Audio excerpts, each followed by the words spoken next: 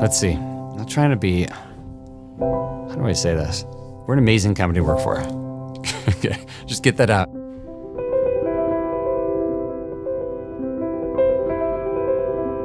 We work really hard at trying to be a place that it's worth spending a fraction of your life at.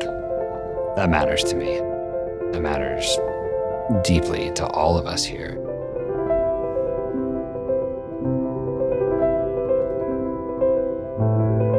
It's a big deal if somebody walks through and says, I want to work here. Really? Do you? Do you really want to be here with us, bleeding, sweating, crying, trying to make this place work? And that's what that interview process is about. Let's help you figure out what you want. And by the way, that's what all of your days here are about, is us helping the staff understand what it is that they actually deeply, truly want. And our goal, our charge, if you will, is to help them discover that and help them get it. And even if we wreck this company 68 and a half years in the making, we wreck it doing that.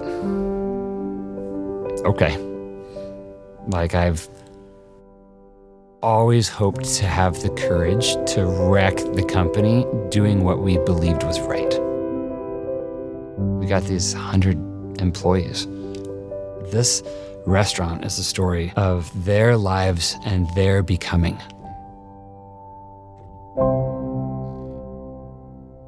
I got a lot of thoughts on why that is, but we can go there later if you want. Oh, no, I actually want to follow up. Why do you care so much about what an employee wants? Oh, right. Yeah, why does that question really get under my skin? The idea that discovering what your employee wants might be the most precious, most valuable thing you can do as a business owner. Yeah, so let's just pretend like that isn't obvious. Let's start from scratch. 3 lamb, pork, sea bream, ribeye, 2 forest over. Chef! And now we're going to crab and pasta. Chef! You're interviewing to work here, and I like you.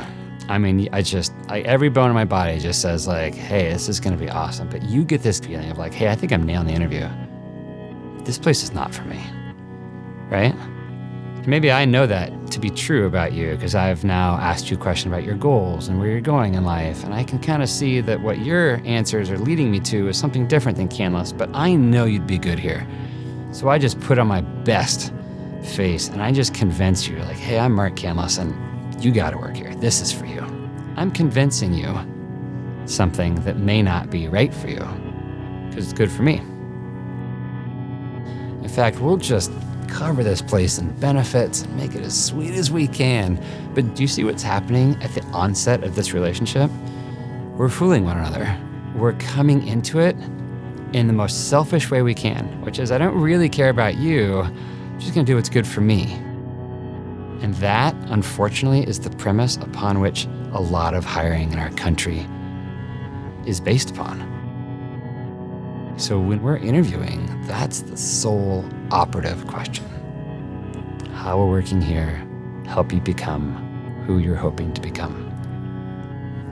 Not what, but who. And if you can convince me that working here is gonna help you become who you're hoping to become, those pieces of your character that you feel you've been created to live into, cool. This is gonna be amazing. I don't care if you've never worked in a restaurant before. It's gonna work. And if not, it's not the right spot for you.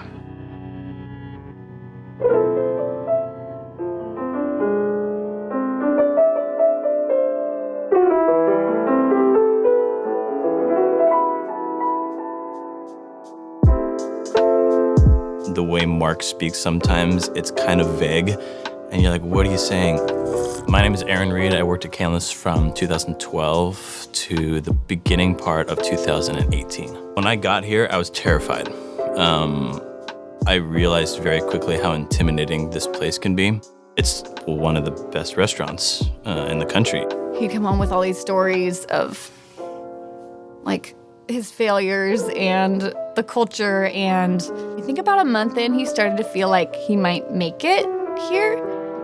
And he said to me, you know, they're hiring hostesses. I was a little bit against working here. I grew up rurally, one of 7 children, in a single-wide, not double-wide, mobile home out in the woods, opposite of this. I said, I don't know if I ethically agree with the concept of fine dining. People just go there and they throw their money at this place. I hadn't really ever experienced fine dining, but that was my conception of it. But Aaron disagreed with me. He was like, you know, this place seems different. So I started here, I think 5 weeks after Aaron. It's really hard when you start here because it's so intense. Feels like you're holding onto an electric fence. The standards are really high. And there's so much chaos. And for me personally, it shut me down.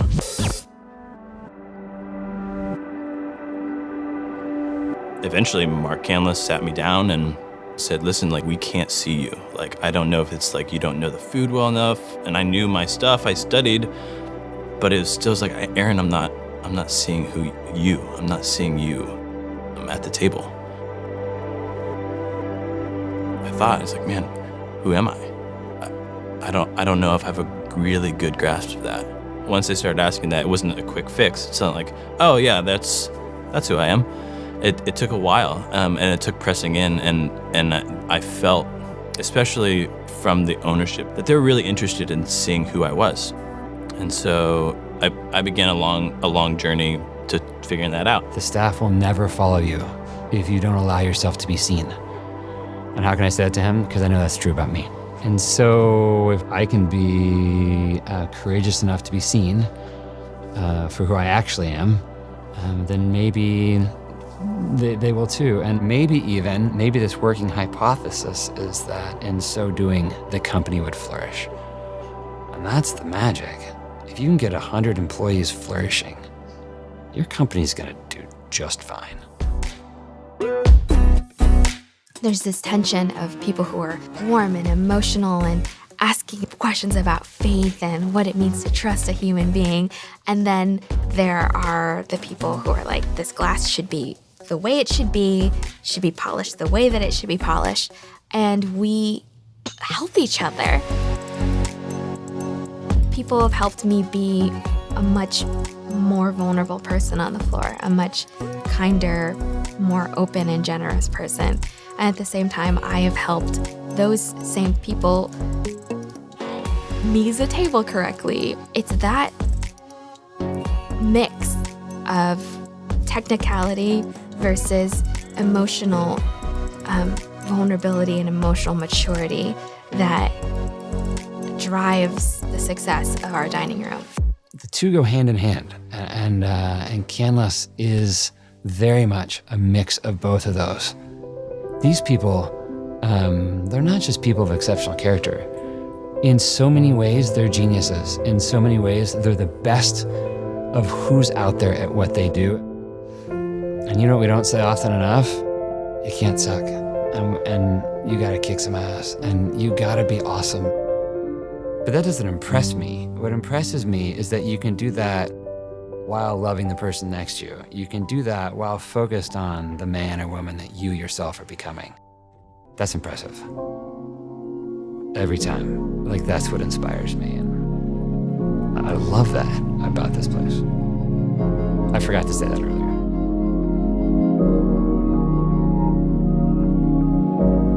I do feel differently about fine dining now. It is an amazing opportunity for people to experience being truly cared for. And the way that we care for people here, it feels like the gospel fleshed out. Looking back on it, I'm really grateful for the restaurant. I feel more like Aaron than I felt like when I stepped through the doors the first time. It's not my job to change them. That's the Spirit's work. Our work is to be living lives that would pique their curiosity around change.